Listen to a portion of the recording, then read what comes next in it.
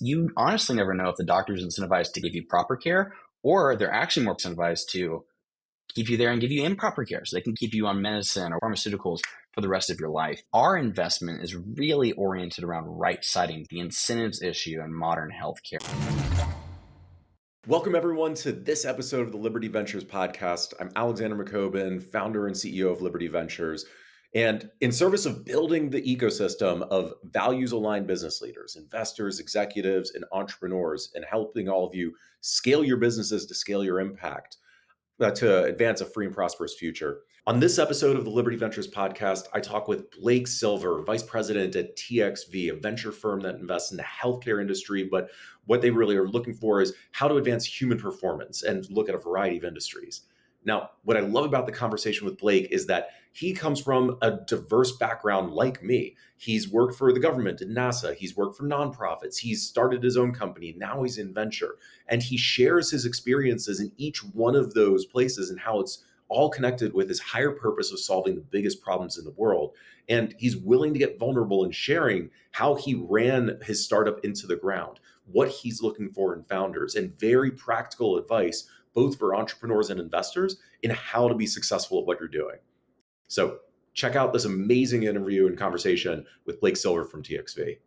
Blake, let's just begin at the beginning for you. I want to give you a chance to share your story. What's led to not only what you're up to with TXV now, but who you are as a person too. Yeah, absolutely would love to. First off, again, Alexander, thank you so much for having me on here. It's such an important topic, but also sharing stories is the way to create partnership, and social capital is so important to us continuing this capitalist vision that we have. So like I was sharing before, Blake Silver, I'm a vice president here at TXV. I act as a principal, so I invest and I fundraise. Very simple job description at the end of the day. It makes things really simple. What are you doing today? One or the other. And my story is, pretty generally similar to a lot of Americans. I grew up in a very small town called Harvest, Alabama. Harvest is I think it has about 5,000 people living in it now. It's had a major population boom over the past couple of years. It's outside of a major city in Alabama called Huntsville, but for the most part, it's flyover country. This is not a place that you would enjoy the food, and there's no cool breweries, for lack of a better term. It was a very unique upbringing in the fact that none of my parents, outside of my parents, no one had been college educated in my family. And so my dad went to 2-year university and then ended up getting a 4-year degree and has worked at NASA his entire life as a CFO. And so my story is really one of the power of education, the power of actually going to college, but also the power of moving away. I think it's the simplest way to put it, in expanding ecosystems and horizons. So grew up there in Harvest, went to school in Huntsville, graduated, went to Auburn University. Auburn was an amazing experience. While I was at Auburn, I co-opted and did a bunch of work with NASA, Marshall Space Flight Center, passed 2 Space Act agreements, did a bunch of technology transfer onto the ISS, largely doing with RFID. And while I was there at Auburn, I had this sort of itch inside of me for a bigger world than I think Alabama could offer to me at the time. Growing up in the South, a lot of things are tractors and grass and amazing things that propel our world. That's everybody in my family. If you Google silver tractor parts in Henry, Alabama, you'll see my heritage, is what I will say. But I had this real itch for the bigger world, I would say. And Auburn's like a decent school, I would say. I loved it 100%. And it was big enough to give me a foothold into getting into that world, for lack of a better term. And so while I was co-oping at NASA, did a bunch of fun, really cool stuff, learned a ton. NASA is a very, very cool place to work, but it's also very slow and bureaucratic. And so I would stay up late at night pondering ideas about what the technology that I was working with could do on the larger scale. Eventually, one of those ideas really stuck with a company that was going to track germs they spread through nursing homes. And so I think I've shared this a little bit with you before, but basically, we were going to go into nursing homes and tag everybody in the home. So when one person had a viral contagion, we wouldn't get the whole place sick and the whole nursing home wouldn't die. The customer in that situation is actually not the old people that don't want to die. It's the private equity firms that own the nursing homes. And so unfortunately, customer incentives were off there. So the company was a failed idea until COVID hit, and then it was a great idea. And so we did a lot of business and it was really fun. And ultimately, I ran it into the ground. And so a huge failure in my life was driving that company to the ground. But the learning there, and a really key point, I'm going to wrap it up here, but really key point of my story was understanding that people are really what make your entire life. Who you know, how do you know them, how do you connect with them, what value do you provide to them, what do they do in return? Not in some type of transactional way, in a way of actually understanding everybody's very, very unique, and we actually should bond together and link arms and join mission. So I didn't have anybody in my network to talk to, and so that was a big reason why it failed. And post that, I knew I needed a network, so it was business school, maybe go to law school. God forbid, for all the lawyers out there, I apologize, but it was not for me. My sister's a lawyer and she loves it. And ended up working for an organization called Teneo, which is how we know each other. Teneo is a freedom-oriented organization. So it's an organization for people who really share worldview ideas, big ideas about human flourishing and how do we solve them? Because we have very, very complex issues in our world today. And the solutions are not exactly turnkey. They're oftentimes not the first thought or even the first practice or shake at it. And so worked for Teneo, and after 2 years there, have ended up here at TXV, which is a venture firm focusing primarily and investing primarily into healthcare, but is interested in a whole litany of objects and investable markets within the human performance umbrella. And so that's me in a nutshell.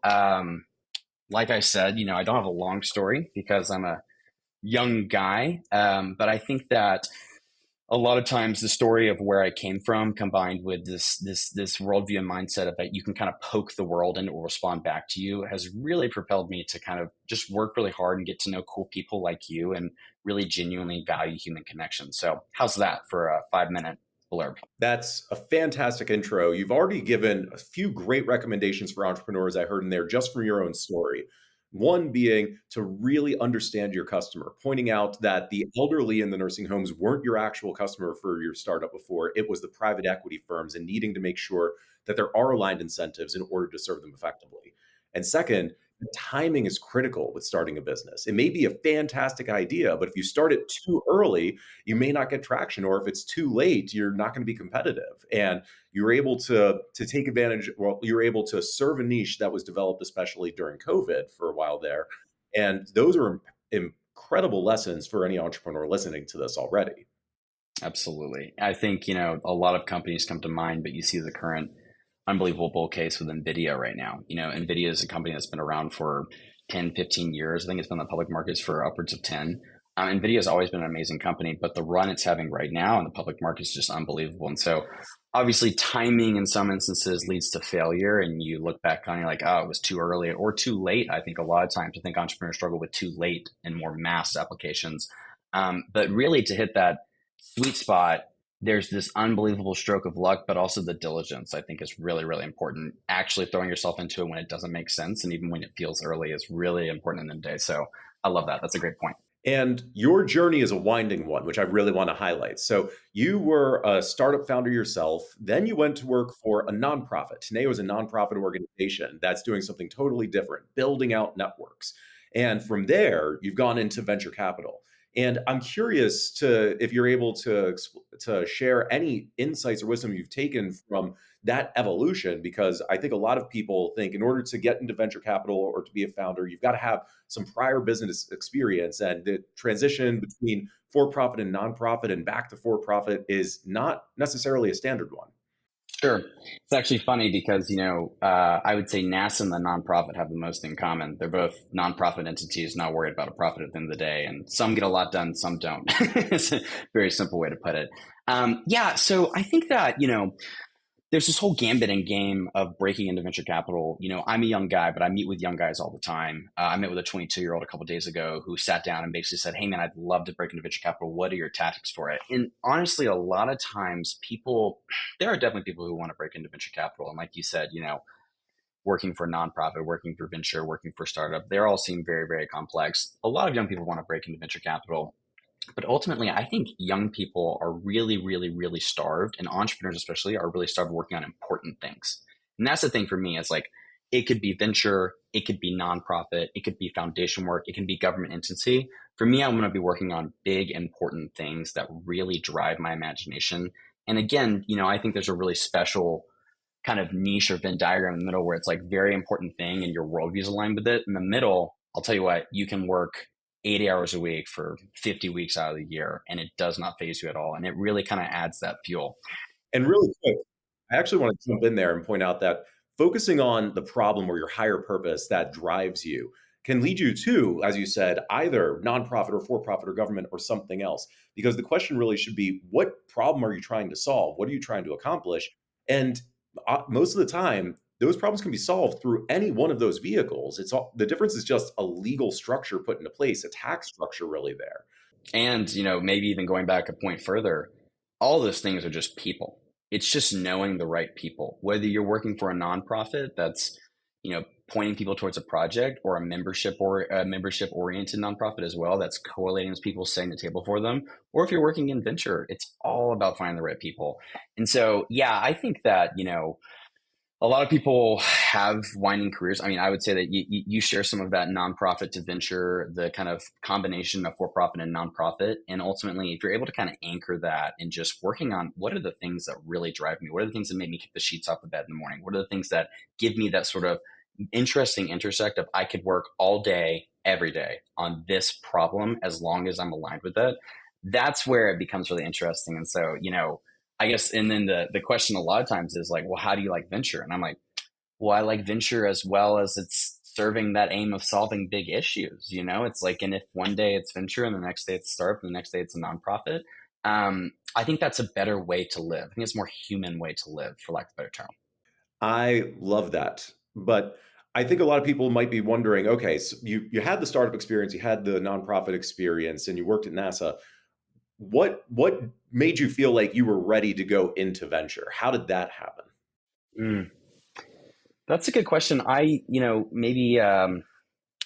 Maybe I'll call myself out here. I don't know if I was ready to go into venture. There's an interesting concept that I actually heard on a podcast where Peter Thiel was talking, where he said that venture is kind of like tenure at a university. You only really give it to people when they've been around for 10 years. I haven't been around for 10 years. I have a interesting career because I basically consolidated a bunch of things, basically dropped out of school to do the startup for a bit. And so I did a bunch of things in a very constrained timeline. So it feels like I've, done four things. And normally when you do four things, that takes 10 plus years. So my story is a little bit longer than my tenure in that regards. And so one thing is I wouldn't say de facto I was ready to go into venture. I think that the one thing that I mentioned in previous answers, that venture is all about people. And so if you understand how to find the right people, understand how to stay close to them, but also have this human element of understanding that we're all in this together. We're all trying to figure it out. And the famous line, which is there are no adults in the room, figure it out yourself. Like you can poke the world and it will respond back to you. I think is a really great way to go about it. And so I know I've kind of harped the young guy angle repeatedly, but I do think inherently, because of risk tolerance and liabilities, a lot of entrepreneurs are young. I would say most of the time there's probably some great graph that shows this, but I would envision, most are within like the 40 to 25-ish range as far as successful entrepreneurs are concerned. And I think to a certain degree, for young people, knowing that you're ready for something is really simply, when you throw yourself into it, is it working? You have no idea if you're ready for something. If you throw yourself into it and it's working, you're ready for it de facto. Same thing with work, but also with, your family. Are you ready to have kids? Are you ready to get married? Are you ready to step up and serve in certain areas in life? I think ultimately, like, I knew I was ready to a certain degree because one, venture is all about people, but two, I knew I was ready for it because when I threw myself into it, it worked to a certain degree. Does that make sense? It does. And I might put a different note on this. I'm curious to get your thoughts on that. It's not about knowing that it works, because you don't when you take the leap and jump into a new industry or you start a new business. It's, are you willing to be committed enough to this in order to make it work? And What's your tolerance for pain? yeah, are you willing to put those 80 hours a week, 50 weeks out of the year into this and go through the pain and suffering, knowing that it's going to be a lot of pain and suffering to get through? That's really the preparation. I love that. I love that. And pain is so quintessential to understanding any type of entrepreneurship journey. And obviously, starting a company is a great example. You're going to have de facto pain as a founder, ultimately, because most people don't start out with a ton of funding unless you're in a particular circumstance where you've exited or you inherited or whatever it is. Most of the times, founders interact with pain very, very early on. If it's not from funding, it's when your product does not have product market fit, or maybe when your customer balks at you, or maybe you can't figure out your revenue model, or maybe your marketing sucks, maybe you have to fire somebody. And so I think pain, to your point, is so, so, so important. Having that tolerance for it is just, that's a great way to view it. I'm going to change my answer and adopt your answer there. Of it's just how much pain can you tolerate at the end of the day. That's good. So speaking of, I'm wondering if you're willing to elaborate on what you shared about your journey, your founder's journey, where you said yourself you ran the company into the ground. I'm wondering if you're willing to share why you said that and what it was that happened there that others might be able to learn from. Yeah, I'm really happy to because it's really a core defining time in my life. Again, I want to stress that this is all on a very constrained timeline, and so for me, because of the stage of life I was in, I had the liberty of sort of pulling the plug when I knew things were going awry. Some people don't have that liberty. Maybe they've been working on a business for 10 years and it's so ingrained into who they are, and so I want to give some context around it before I say the way I drove it into the ground. I think the biggest reason was is that I did not know who to talk to. I didn't know how to get advice. That's the biggest thing. I didn't know who to talk to. I didn't have somebody. I had a bunch of people in my corner, but I didn't have anybody who was a particular mentor or maybe a great board seat holder, or even a great investor. I didn't raise any money. I had a little bit of debt for it, and so for me, it was sort of this entrepreneurship in a vacuum, which if you're familiar with that term, I love it because entrepreneurship in a vacuum is this terrible, terrible thing where you can convince yourself of grossly disoriented things with reality. You can convince yourself that you have product market fit. You can convince yourself that you have enough runway. You can convince yourself of this whole myriad of ideas. And I think the biggest way that people end up in that situation, like the situation I was in, was again when they don't have advice, when they don't have advisors, when they don't have great board seat holders. And so, really simply, the way I drove it into the ground was we had a revenue model that was entirely based around COVID.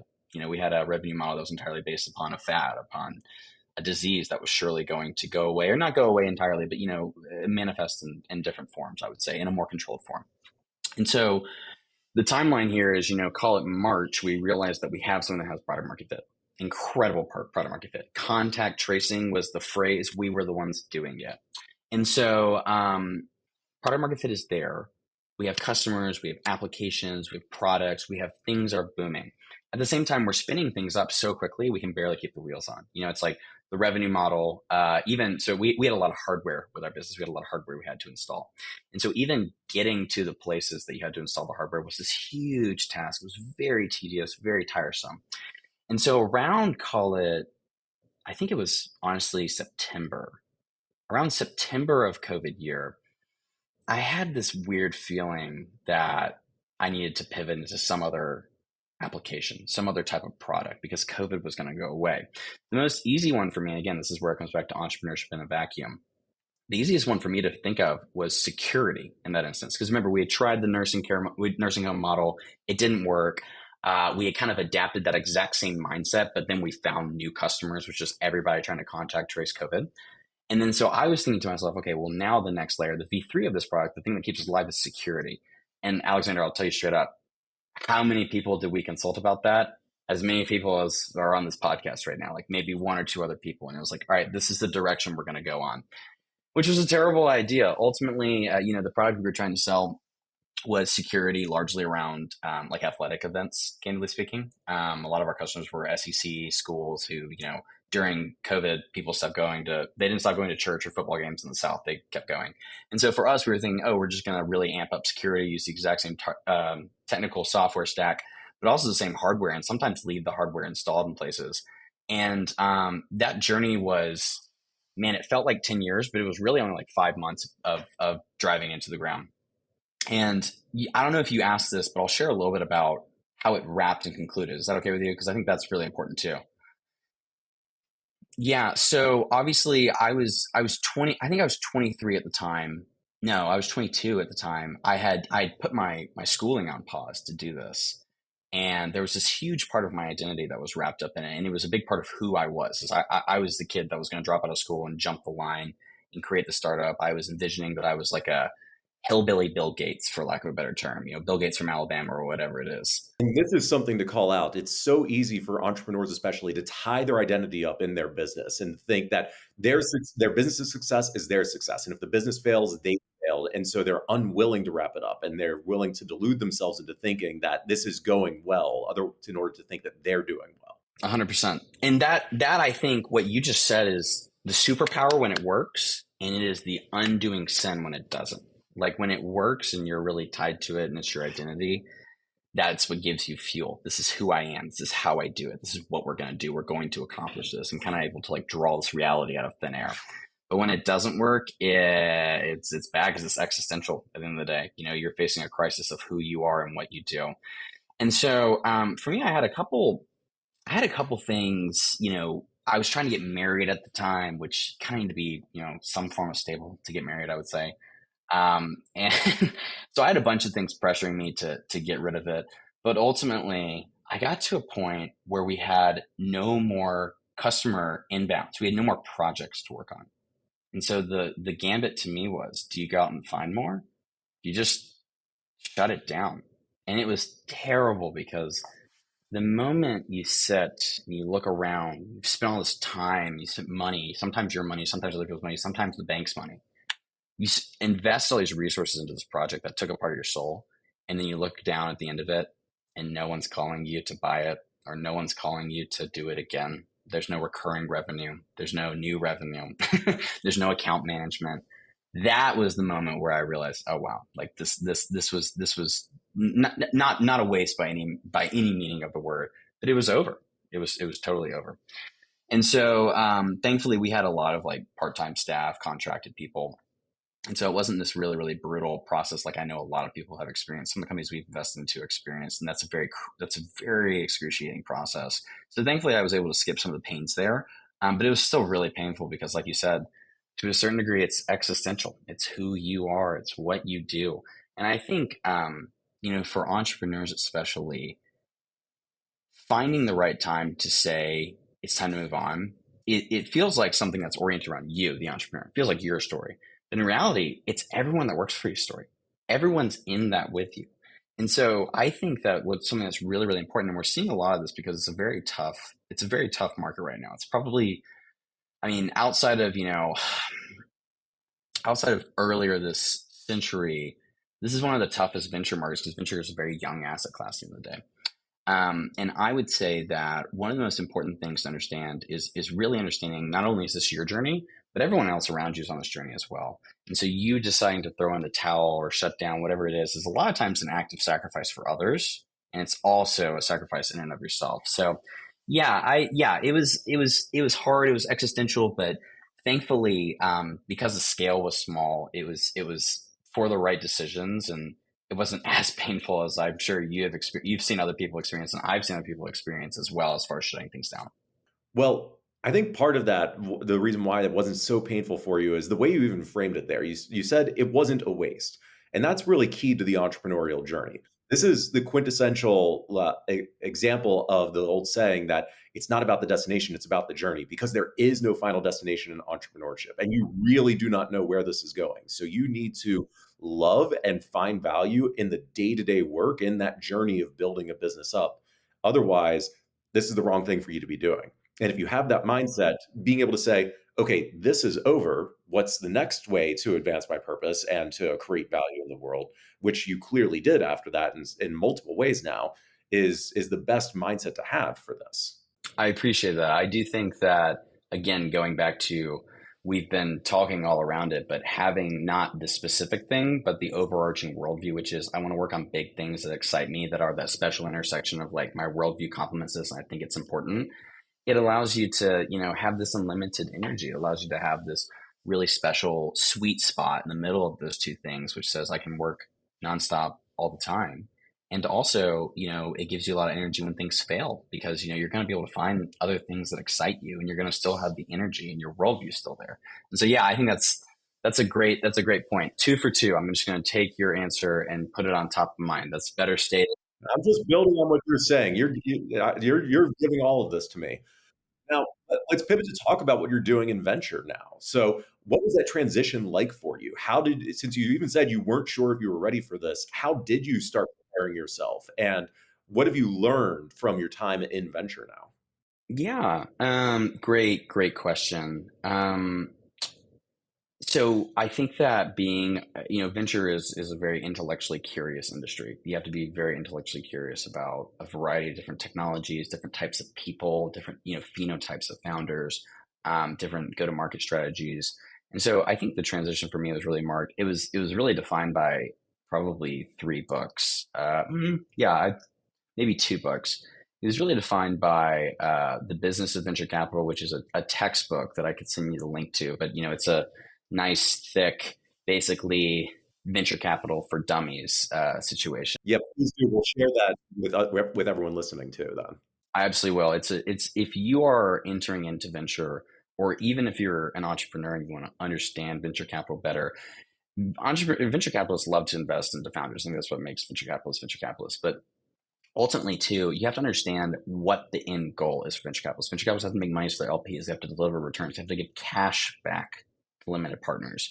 And so that book really helped me understand not just the science, but the business of venture capital. How are the mechanics working? How do the different fund structures work? What is what are the different types of LPs? What are their appetites for risk, and so on and so forth. And so that was a really, really, really defining work for me. And then the second book, which is again kind of going back to holding, the exciting ideas, but also the worldview. There's a guy who's been dead for my life. I would say is a lot of inspiration by very dead people. I think the only way you can really tell if an idea is good is if it's been around for 100+ years and still around and still invigorating. I think to a certain degree, time is a great denominator there. I mean, having studied philosophy myself, I always go back to the old saying that all modern philosophy is a footnote to Socrates, and that seems to be true. Maybe footnote is a great way to say it. A worsely repackaged version may be the other way to say. We're dealing with the Walmart version of Socrates nowadays. I totally agree with that. But yeah, the second one was a guy who just barely passes that century sniff test. A guy named Abraham Kuyper. Kuyper was the prime minister of the Netherlands, and he died in 1921. I think his prime minister turned the century called 1890s to 1905, if I'm not mistaken, and was just an unbelievable. I would say he was definitely one of the best founders we've ever experienced. He founded a newspaper. He founded a university. He founded a Christian denomination. He founded a political party. And he had this unbelievable philosophy of the world and how it blended into economics and politics and sociology and everything in between. And so I read a book from him that was called Kuiper on Economics. And it's this, again, thick textbook style book that basically addressed how sociology really blends with hardline economics and investment. And so this is a great way to segue into what we do here at TXV. Here at TXV, we invest into healthcare. It's really simple. It's easy to say. Invest in healthcare. We market it as human performance because we have a bunch of different verticals. We invest into B2B SaaS. We'll invest into the Oura Ring, which is a famous investment of ours. We invest into fitness apps. But really what we're looking to do is we're trying to right side issues in the world as far as our health is concerned via technological investment. And so what Kuiper gave me, you kind of give business venture capital, which is a crash course in how to do the work. Kuiper really gave me sort of this understanding and kind of worldview gasoline to throw into, oh, wow, this is why what we're doing is really, really, really, really important. And so here at TXV, there are a lot of really bad things happening in healthcare. I think healthcare is one of the most inefficient industries in the world. And I made the comment about NASA earlier. NASA is an inefficient organization as well. I would say across the board, it does a lot of great things, but it's transitioned really poorly. Healthcare is the same. There's so much inefficiency, and the thing is that when there's inefficiency in, let's call it a software business, what's the issue there? Well, revenues drop. Revenues drop, productivity decreases, lack of productivity increases, I should say. But in healthcare, what happens when there's inefficiencies is that people die. People die. People die, and profits are not shared appropriately. And I think that we talked about incentives at the top of this podcast to a certain degree regarding the private equity as the customer and stuff like that. The issue with healthcare and why it's really important for us as free market capitalists to really, really dive in and find new technology investment into healthcare is because healthcare is all about incentives. Every organization is, but I think with a lot of other industries, the incentives are more properly mapped. Healthcare, the incentives are all over the place. You honestly never know if the doctor is incentivized to keep you there and give you proper care, or they're actually more properly incentivized to keep you there and give you improper care. So they can keep giving you improper care and keep you on medicine or whatever it is, or the pharmaceuticals for the rest of your life. And so our investment is really oriented around right-siding that issue, the incentives issue in modern healthcare and how all over the place that issue is. And so that's sort of two for one, what I did to start, but also what we do here at TXV. So that's an awesome background. And yeah, I'd love links to both of the books so that we can share it with everyone. But I want to dig into how you actually do the diligence on the startups that you invest in. What are some of the things that you particularly look for or that you think is really important for other investors to pay attention to, given what you've learned? Yeah. Well, okay. There's a bunch of different. First off, great question. And I'm going to. You've shared this, I think, to me personally. I've read it in your amazing emails, but I'd love to hear how you would change or be different than my understanding, because I think I can make it really simple. So I'd love to hear what you think as well. Really simply, venture is about upsize maximization. How do you get a larger TAM at the end of the day? And so for us, when we do diligence, we evaluate on a couple of different things. One, what's the team like? Obviously, there has to be a combination of deep engineering or scientific or technical expertise. I think that's core to any startup at the stage that we're investing, which is largely at the seed. At the seed round, having that technical understanding of what the product is, whether that's, having an MD on staff if it's a healthcare oriented thing, or maybe having a very, very proficient programmer or coder if it's a more software oriented application, is really important. It's basically crucial. It's a no go if there's not somebody like that. If there's just a bunch of Blakes lying around who just talk nice and send really nice, like quick response emails, it's a no go at the end of the day. That combined with what is the vision for the product, and kind of going back to that statement, which is upsize maximization. How do you really, really create the largest TAM possible? A lot of times that's done via N of one businesses, the first into a space, creating a new market, creating a new technical application within a defined market, whatever it is, finding some sort of moat within the technology and within the product is really right next to what's the team looking like. The second thing, because without any moat, your TAM is going to be slashed, because ultimately you could have a very, very large addressable market. But at the end of the day, if someone can recreate your product with 5 hours, a couple Red Bulls, and you give a Stanford CS kid, a lot of caffeine, they can recreate it in a night, then, it's not a deep moat. And so for us, we really evaluate those two things really deeply. And then also combine that with, how do we like these people? Being a likable person to be around. How do we work together? How do you respond to questions? Do you like pushback? Do you hate pushback? Not necessarily that liking pushback or hating pushback is one's good and one's bad. Just like, how do they make us feel? How do we approach those issues with you? What's yours? I'd love to hear what you would pick apart, or what you'd say that's no good on our end. So I think that's a great answer. And what I'll add on to your point about likability, because this is really important. If you're investing in a company, you're going to be working with that entrepreneur for a long time, and you need to be, yeah, you need to want to spend time with them and know that they're going to want to spend time with you to have a productive relationship. And that's not to say that they can't be eccentric. Some founders are, because they're really focused and obsessed about this one thing, and that's okay. You have to like them. You have to like being with each other. I think that's absolutely right. What what I didn't hear from you that I would add in that I really look for is not only that the founder has a deep understanding of the industry that they're in or the problem they're trying to solve and the people that they're serving, but that they're also thinking about the different options that are available to them, the different challenges that they're going to face, and that they're really being curious and creative themselves in what they're doing. Because whatever they're coming to us with right now, I know is not the business plan that's going to actually work. I know it's going to evolve and pivot, and want to know that they know that, and that they're exploring the different ways that that could happen based on the data, based on their actual experience, not being a vacuum entrepreneur as you're talking about, or entrepreneurship in vacuum. But but your point about establishing the moat in order to have the largest addressable TAM, I would love to dig into that a little bit more, because your focus on just having the biggest TAM is important. I think that's key, because that's going to be the size of growth for it. But that I think figuring out that moat in that unique niche is almost more important, because if you're able to figure that out, and a company is able to develop customers that are just obsessed with them and love them, they're going to be able to figure out how to expand the TAM afterwards and build upon that. No, that's a great point. So I should have qualified it a little bit more. The really important thing with that is kind of there's a definition of TAM, which is, how target addressable market. What is the total market? That's fine. I think that target addressable market is really In a lot of ways, it's a very important metric, but it's a vanity metric at the end of the day. It doesn't really matter. It's just basically saying like, this is the product, this is the market that our product will be playing in, and it's big, for lack of a better term. Like no one's going to ever say your TAM's really small. Like everybody says it's big. I've never seen a TAM with an M on it, for lack of a better term. There's always a B. There's always a billion, or sometimes even a trillion at the end of the day.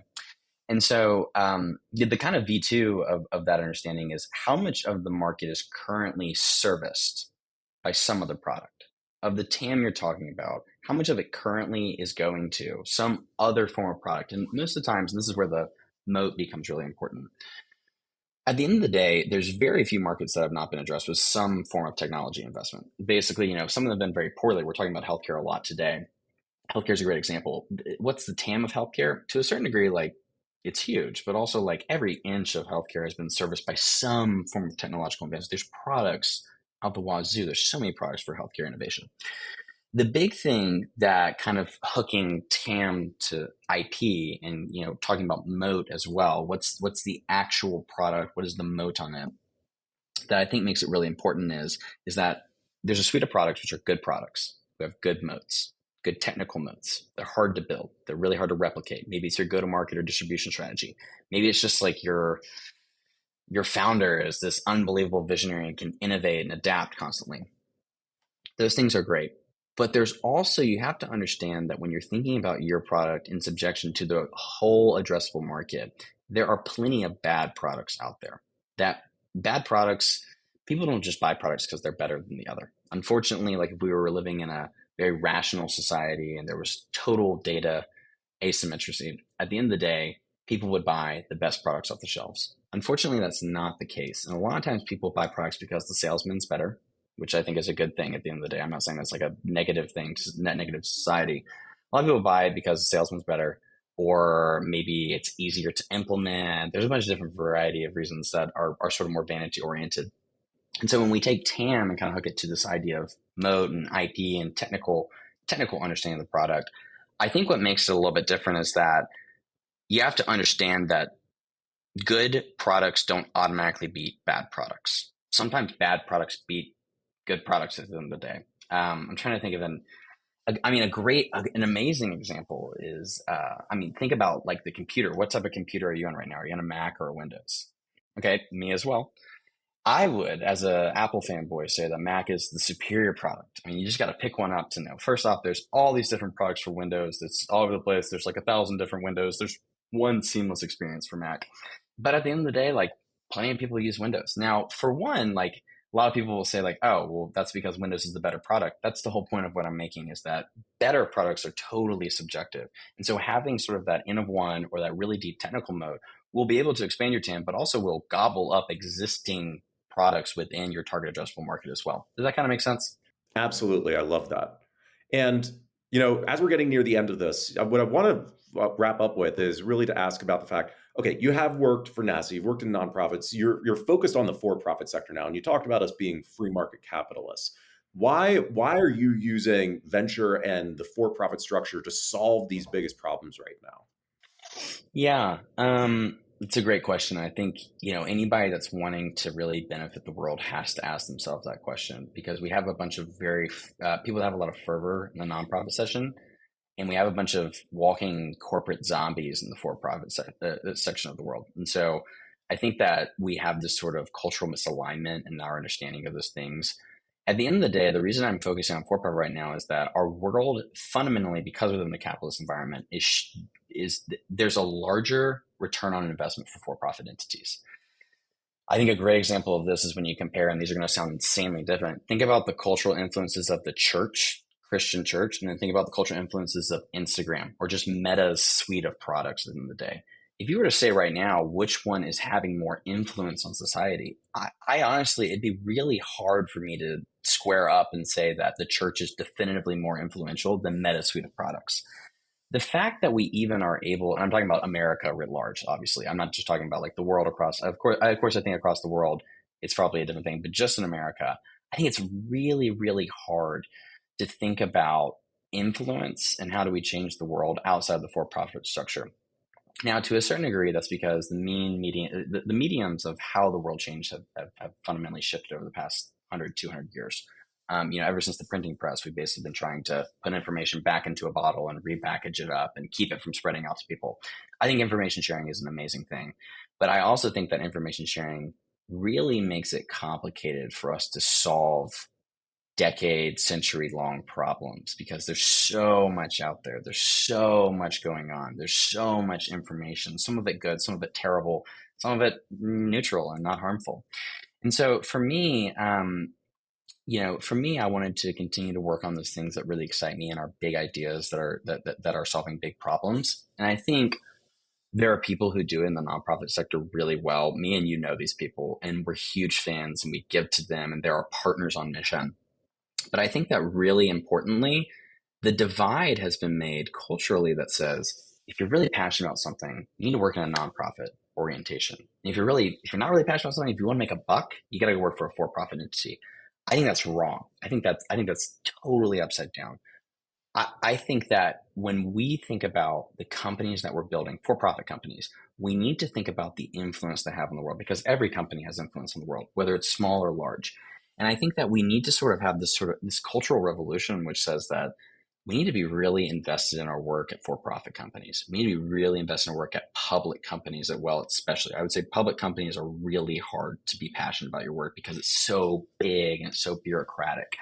And so for me, really simply, I wanted to work in the for-profit world because I think that right now, that's where a lot of the missing pieces are. And the missing pieces are not being fixed with the current zeitgeist of what for-profit companies are doing. I think me and you share that to a certain degree, I would definitely say, which is why you have done a ton of amazing work in the nonprofit world. And you've done a ton of amazing work in the for-profit world.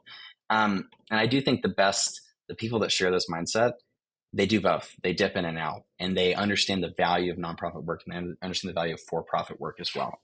I think that is a fantastic note to end on here. Blake, if anyone listening to this is inspired by what you're saying, they want to get in touch with you, they want to offer to help you in some way in solving some of these big problems and fulfill your purpose, what can they reach out to you? And if so, what would you be most interested in hearing from them about? Yeah, absolutely. First off, thank you for having me on here. I think if people want to reach me, they can go to our website, txv.partners. Look at the team page. My email is on there. People who I would love to be connected with are people working to solve big issues, especially when it comes to incentive issues. And I know that's sort of vague and austere, but if you ever think to yourself, why is this not better after we shoveled so much money into it that it couldn't possibly be fixed? Those are the type of issues we're trying to solve. Things where there's obviously inefficiencies, things where there's obviously incentives being misaligned. I think that, healthcare is a great way, but I would love for founders who are working on any sort of big idea to reach out to me at blake@txvpartners.co. And would love to talk about how do we fix these issues and make the world a better place. I love it. Blake, thank you so much for joining the podcast today and for everything that you're doing. Just so appreciate it. Alexander, thank you so much for having me. I really support the work you do. Hope you have the best.